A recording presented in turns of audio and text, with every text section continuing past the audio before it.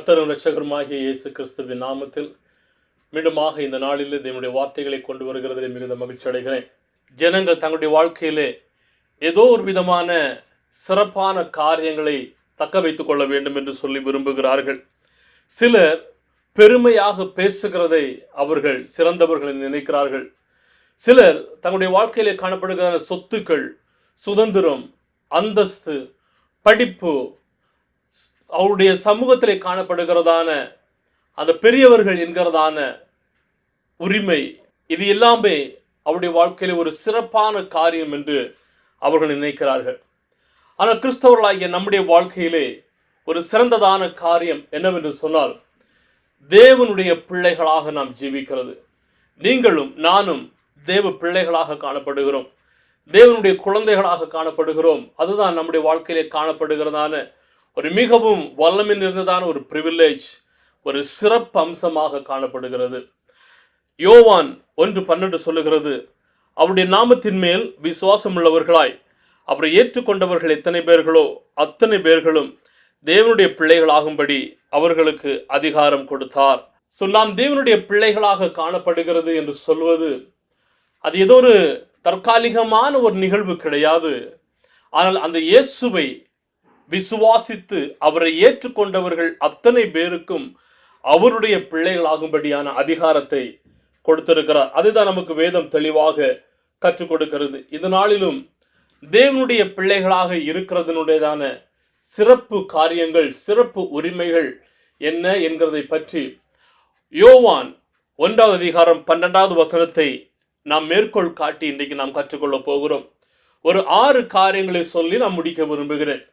தேவனுடைய பிள்ளைகளாக இருக்கிறதன் காரணமாக நம்முடைய வாழ்க்கையிலே காணப்பட்டிருக்கிறதான அந்த தகுதி அது என்ன என்று சொல்லி பார்க்க போகிறோம். முதலாவதாக, நாம் தேவனை நேரடியாக அணுக முடிகிறது.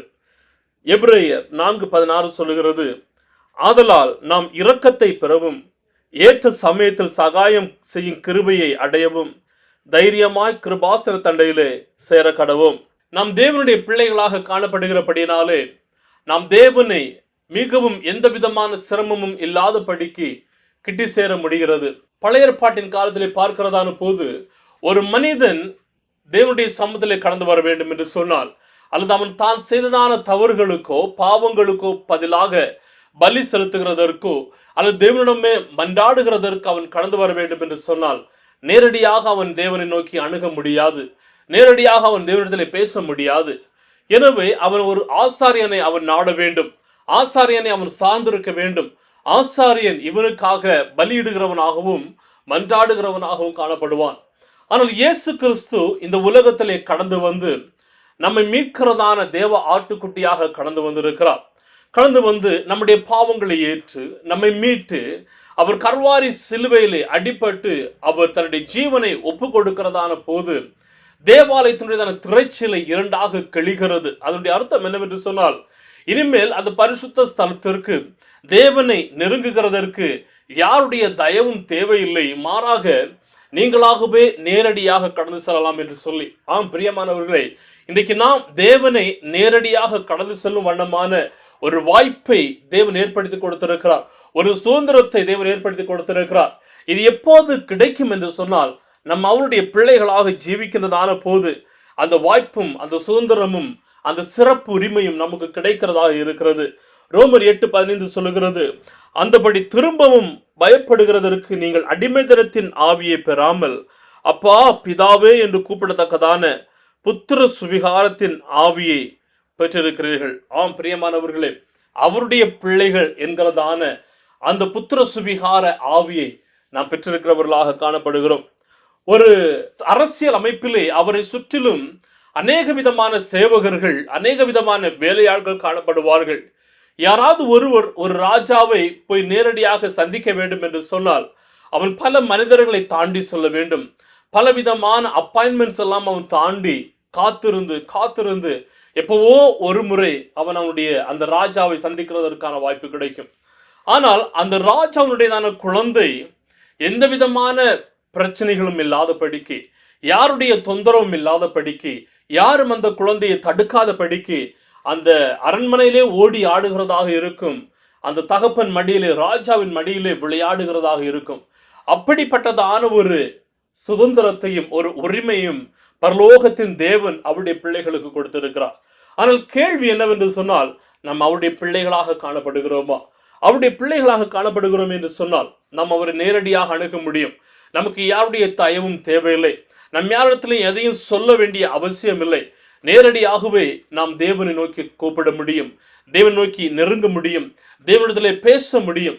இந்த தேவன் 24 மணி நேரமும் நாம் பேசுகிறதை கேட்கிறதற்கு வாஞ்சை உள்ளதான தேவனாக காணப்படுகிறார். ஞாயிற்றுக்கிழமை மாத்திரமல்ல, அல்லது ஏதாவது ஒரு உபவாச ஜெபங்களில் மாத்திரமல்ல, எல்லா நாட்களிலும் எல்லா நிமிஷத்திலும் நாம் கூப்பிடுகிறதை கேட்கிறதற்கும் நாம் கடந்து செல்லுகிறதை அவர் ஏற்றுக்கொள்ளுகிறதற்கும் ஆயத்தமாக இருக்கிறார். அப்படியான முதலாவது அவரோடு கூட நெருங்குகிறதற்கான உரிமை கிடைத்திருக்கிறது. இரண்டாவதாக, நாம் நம்முடைய சிருஷ்டித்தவருடையதான சாயலாக நாம் காணப்படுகிறோம். கொலோசியர் 3:10 சொல்லுகிறது, தன்னை சிருஷ்டித்தவருடைய சாயலுக்கு ஒப்பாய் பூரண அறிவை அடையும் படிக்கு புதிதாக்கப்பட்ட புதிய மனுஷனை தரித்து கொண்டிருக்கிறீர்களே. பிரியமானவர்களே, தேவன் இந்த மனிதர்களை உருவாக்குனதான போது தன்னுடைய சொந்த சாயலாக உருவாக்கி இருக்கிறார் என்று ஆதியாகமம் 1:27 சொல்லுகிறது. அவர் வேறு எந்த விதமான சாயலாகவோ வேறு எந்த விதமான பொருட்களை போலவோ அவர் உருவாக்கவில்லை. தன்னுடைய சொந்த சாயலாக தேவன் நம்மை உருவாக்கி இருக்கிறார். அப்படி என்று சொன்னால் ஒரு சரீர ரீதியாக மாத்திரமல்ல, அவருடைய குணாதிசயங்கள், அவருடைய பரிசுத்தம், அவருடைய அன்பு, அவருடைய நற்கிரியைகள், அவருடைய இரக்கத்தன்மை என்று சொல்லி அவருடைய குண அதிசயத்திலே தேவன் நம்மை உருவாக்கி இருக்கிறவராக இருக்கிறார். தேவனை போல அவருடைய சாயலாக உருவாக்கப்பட்டதான நாம் அவரை போல வாழும்படியாகவும் அழைக்கப்பட்டிருக்கிறோம். ஆனால் அநேக நேரங்களிலே நாம் அதை விட்டு உலக பிரகாரமான காரியங்களிலும் பாவத்திலும் ஈடுபடுகிறவர்களாக இருக்கிறோம். ஒன்றை புரிந்து கொள்ள வேண்டும், தேவனுடைய பிள்ளைகள் அவருடைய சாயலாக நாம் உருவாக்கப்பட்டிருக்கிறோம். எனவே அவரை போல வாழ வேண்டியது, அவருக்காக வாழ வேண்டியதும் மிகவும் அவசியமானதாக இருக்கிறது. நாம் முகம் பார்க்கிறதான ஒரு கண்ணாடி, அந்த கண்ணாடி மிகவும் சுத்தமாக தெளிவாக இருக்கிறதான போது நம்முடைய முகத்தின் அழகை தெளிவாக அது காட்டுகிறதாக இருக்கும். ஆனால் ஒருவேளை அந்த கண்ணாடி உடைக்கப்பட்டோ அல்லது அங்கங்க கீறல்கள் விழுந்தோ அழுக்கு படிந்தோ கரை படிந்தோ காணப்படுகிறதான போது நம்முடைய முகத்தை அதில் தெளிவாக பார்க்க முடியாது. ஏன்? அந்த கண்ணாடியிலே ஏற்கனவே கரைகளும் அழுக்குகளுமாக இருக்கிறது. நாமும் அதே போலதான். நாம் தேவனை அணுகுகிறதான போது அவருடைய சாயலாக அவர் நம்மை உருவாக்கி இருக்கிறார். பாவங்களும் சாபங்களும் அக்கிரமங்களும் நம்முடைய வாழ்க்கையையும் இருதயத்தையும் மனதையும் போட்டு நெருக்குகிறதான போது அநேக நேரங்களிலே அவருடைய சாயலை நாம் இழந்து விடுகிறவர்களாக இருக்கிறோம். ஒன்றை புரிந்து கொள்ள வேண்டும், அவருடைய சாயலாக நாம் உருவாக்கப்பட்டிருக்கிறோம். எனவே அவருக்காக வாழ வேண்டியது மிகவும் அவசியமானதாக இருக்கிறது. அவருடைய சாயலை தரித்து கொண்டு வாழுகிறதான தேவ பிள்ளைகள் அவர் மன்னிக்கப்பட்டிருக்கிறார்கள். அது மாத்திரமல்ல, அவர் மறுரூபப்படுத்தப்பட்டிருக்கிறார்கள். மூன்றாவதாக பார்க்கும்போது, தேவனுடைய பிள்ளைகளாகிய நாம் தேவனுடைய சிட்சையையும் புத்திமதியையும் அனுபவிக்கிறவர்களாக இருக்கிறோம். நாம் எதை செய்தாலும் எப்படி செய்தாலும் அவருடைய கைடன்ஸ், வழிநடத்துதல் நமக்கு காணப்படுகிறது. அவர் நம்மை சரியான விதத்திலே கொண்டு செல்ல வேண்டும் என்று நினைக்கிறார். சில நேரங்களிலே அவரை விட்டு விலகுகிறதான போது அவர் நம்மை சிட்சிக்கிறவராக இருக்கிறார், நம்மை சரிப்படுத்துகிறவராக இருக்கிறார், சீர்படுத்துகிறவராக இருக்கிறார். அந்த சிட்சை நம்மை உடைக்கிறதற்கு அல்ல, நம்மை சீர்படுத்தி செவ்வையான பாதையிலே நடக்கிறதற்காக இருக்கிறது. அதோடு கூட விட்டு விடாமல் நம்மை வழிநடத்துகிறவராக இருக்கிறார். புத்திமதியை சொல்லி சரியான பாதையிலே அவர் நம்மை கொண்டு செல்லுகிறவராக இருக்கிறார். எனவே அவருடைய பிள்ளைகளாக ஜீவிக்கிறதான ஒவ்வொருவரும் அவர் சிட்சிக்கிறதான போது அதை ஏற்றுக்கொள்ள வேண்டும். அவர் நமக்கு வழிநடத்துகிறதான போது அதன் பிரகாரமாக நாம் நடக்க வேண்டியதும் மிகவும் அவசியமானதாக இருக்கிறது. நான்காவதாக பார்க்கும்போது, நமக்கு எதிர்கால நம்பிக்கையும் தேவனுடைய அன்பையும் நாம் அனுபவிக்கிறவர்களாக இருக்கிறோம். இந்த உலகத்தில் ஏதோ பிறந்தோம் ஏதோ வாழ்கிறோம் என்று சொல்லி அல்ல, நம்முடைய வாழ்க்கையிலே நாம் சோதனைகளை சந்திக்கின்றதான போது, வேதனைகளை சந்திக்கின்றதான போது, பலவிதமான பரீட்சைகளை நாம் சந்திக்கின்றதான போது ஒன்றை நாம் புரிந்து கொள்ள முடியும். எனக்கு ஒரு நம்பிக்கை இருக்கிறது, என் தேவன் இதை விடுவிப்பார், என்னுடைய தேவன் இந்த கட்டுகளிலிருந்து என்னை மாற்றுவார், இந்த கட்டுகளிலிருந்து என்னை பூரணமாக பலப்படுத்துவார் என்கிறதான ஒரு நம்பிக்கை நம்முடைய வாழ்க்கையிலே காணப்படுகிறது. இந்த இயேசுவானவர் அவர் வரப்போகிறார். அவர் வருகிறதான போது என்னை எல்லா விதமான சோதனையிலிருந்தும் வேதனையிலிருந்தும் அவர் விடுவித்து மீட்டுக் கொள்ளுகிற தேவனாக இருப்பார் என்கிற நம்பிக்கை நமக்கு இருக்கிறது. அதோடு கூட விட்டுவிடாதபடிக்கு அவருடைய பிள்ளைகளாக நாம் காணப்படுகிற வண்ணமாக அவருடைய அன்பை நாம் அதிகமாக அனுபவிக்கிறவர்களாக இருக்கிறோம். 1 யோவான் 3:1 சொல்லுகிறது, நாம் தேவனுடைய பிள்ளைகள் என்று அழைக்கப்படுகிறதுனாலே பிதாவானவர் நமக்கு பாராட்டின அன்பு எவ்வளவு பெரியதென்று பாருங்கள், உலகம் அவரை அறியாதபடியினாலே நம்மையும் அறியவில்லை. வசனம் 3, அவர் மேல் இப்படிப்பட்ட நம்பிக்கை வைத்திருக்கிறவன் எவனும் அவர் சுத்தமுள்ளவராய் இருக்கிறது போல தன்னையும் சுத்தப்படுத்திக் கொள்ளுவான். எரேமியா 31:3, பூர்வ காலம் முதல் கர்த்தர் எங்களுக்கு தரிசனமானார் என்பாய். ஆம், அநாதி சிநேகத்தால் உன்னை நேசித்தேன், ஆதலால் காரணியத்தால் உன்னை இழுத்துக் கொண்டேன். ஆம் பிரியமானவர்களே, தேவனுடைய அன்பு நிரந்தரமானது, அது ஒருபோதும் மாறாதது, யாராலும் அளவிட முடியாத அன்பாக காணப்படுகிறது. உலகத்திலே காணப்படுகிறதான அன்புகள் அநேக நேரங்களிலே குறுகினதாகவும் அளவிட முடிகிறதாகவும் இருக்கும். ஆனால் தேவ அன்பு அது அளவிட முடியாததாக இருக்கிறது, நிரந்தரமான அன்பாக காணப்படுகிறது. எனவே அந்த அன்பிலும் நம்பிக்கையிலும் நாம் ஜீவிக்க வேண்டியது அவசியம். அந்த அன்பை நாம் பறைசாற்ற வேண்டியது அவசியம். அந்த அன்பை நாம் வெளிப்படுத்த வேண்டியது அவசியம். அந்த அன்பை நாம் தரித்து கொள்ள வேண்டியது மிகவும் அவசியமானதாக இருக்கிறது. ஏன்? நாம் தேவனுடைய பிள்ளைகளாக இருக்கிறபடியினால் அவர் நம் மீது வைத்த அன்பு மிகவும் பெரியதாக காணப்படுகிறது. அநேக ஜனங்களுக்கு அந்த அன்பை பெற்றுக்கொள்ள முடியவில்லை, அனுபவிக்க முடியவில்லை. ஆனால் அது யார் மூலமாக அவர்கள் அனுபவிக்க முடியும்? நம் மூலமாக அவர்கள் அனுபவிக்க முடியும். எனவே அதை நாம் எடுத்து சொல்லுகிறவர்களாக காணப்பட வேண்டும். 5வதாக பார்க்கும்போது நமக்கு பொல்லாங்கிடம் இருந்து பாதுகாப்பு கிடைக்கிறது. 1 யோவான் 5:18 சொல்லுகிறது, தேவனால் பிறந்த எவனும் பாவம் செய்யான் என்று அறிந்திருக்கிறோம். தேவனால் பிறந்தவன் தன்னை காக்கிறான், பொல்லாங்கன் அவனை தொடான். ஆம் பிரியமானவர்களே, தேவனால் பிறந்ததான தேவ மனிதன், தேவ பிள்ளை தன்னை கரைப்படுத்திக் கொள்ளாத படிக்கு தன்னை காத்து கொள்ளுகிறவனாக இருக்கிறான்.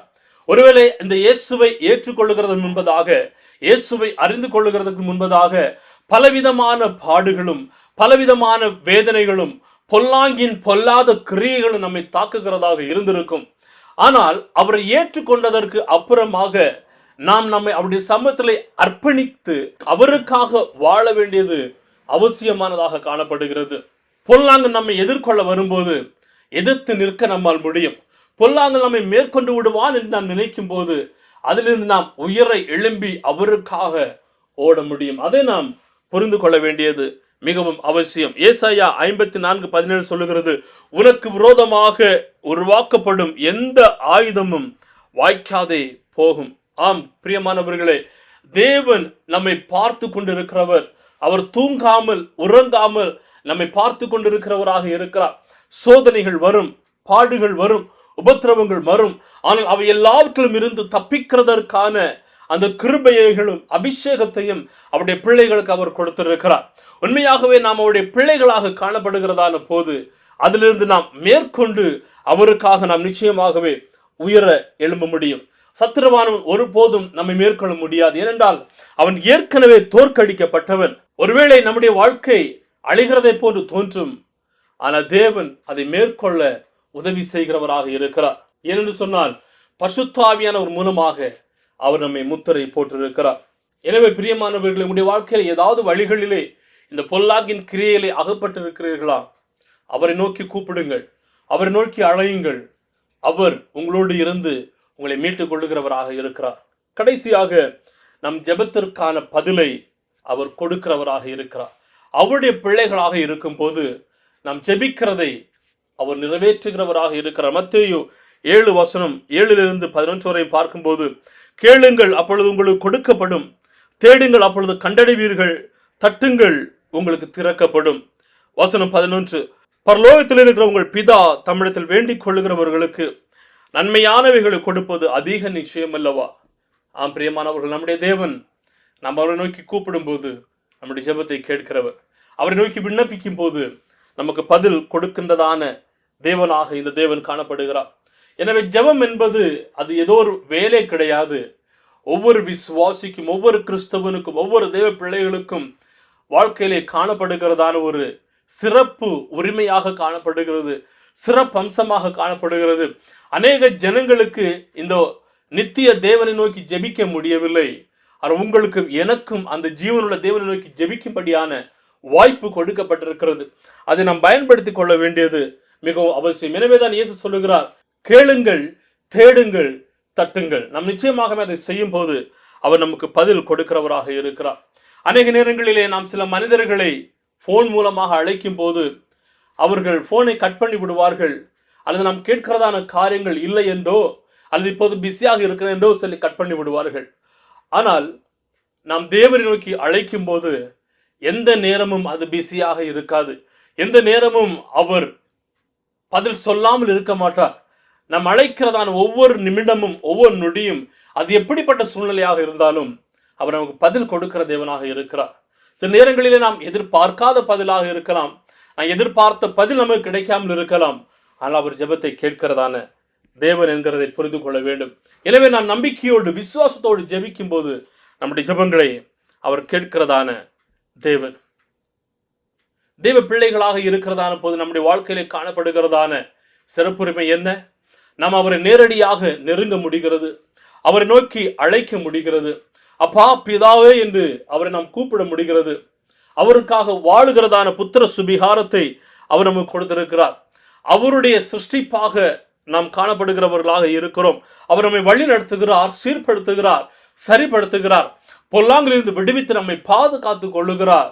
அதோடு கூட முடிந்து விடாத படிக்கு நம்முடைய ஜெபங்களை இந்த தேவன் கேட்கிற தேவனாக காணப்படுகிறார். அருமையான தேவ ஜனங்களே, இது நம்முடைய வாழ்க்கையிலே காணப்படுகிறதான மிகவும் முக்கியமான ஒரு கனமாக இருக்கிறது. அதை நாம் மேற்கொள்ள வேண்டியது அவசியமானதாக இருக்கிறது. நான் கேட்கிறதான கேள்வி இதுதான், நீங்கள் உண்மையாகவே தேவனுடையதான பிள்ளையாக இருக்கிறீர்களா? தெய்வ பிள்ளையாக ஒருவேளை இருக்க முடியவில்லை என்று சொன்னால் அதற்கான காரணங்கள் என்ன? அதை கண்டறிந்து அதிலிருந்து நீங்கள் மாறுகிறதற்கு ஆயத்தமுள்ளவர்களாக இருக்கிறீர்களா? கர்த்தர் நம் ஒவ்வொருவருக்கும் அவருடைய பிள்ளைகளாக ஜீவிக்கிறதற்கு உதவி செய்வாராக. அவருடைய பிள்ளைகளாக நாம் ஜீவிக்கும் போது ஏதோ ஒரு சொகுசான வாழ்க்கை வாழ்வோம் என்று அல்ல. அவருடைய பிள்ளைகளாக நாம் ஜீவிக்கும் போது உபத்திரவம் வரும், அதிலிருந்து நாம் வெளியே வருகிறதற்கு உதவி செய்வார். பாடுகள் வரும், அதிலிருந்து நாம் கர்த்தரை உயர்த்துகிறதற்கு அவர் உதவி செய்கிறவராக இருக்கிறார். எல்லா நிலையிலும் நாம் இடறி விழாமல் நிலைத்து நிற்கும்படியாக தேவன் உதவி செய்வார். தேவனுடைய பிள்ளைகளாக ஜீவிப்போம், அவருடைய சிறப்புரிமைகளை நாம் பெற்றுக்கொள்வோம். கர்த்தர் தாமே நாம் ஒவ்வொருவரையும் ஆசீர்வதிப்பாராக. ஆமென், ஆமென். God bless you.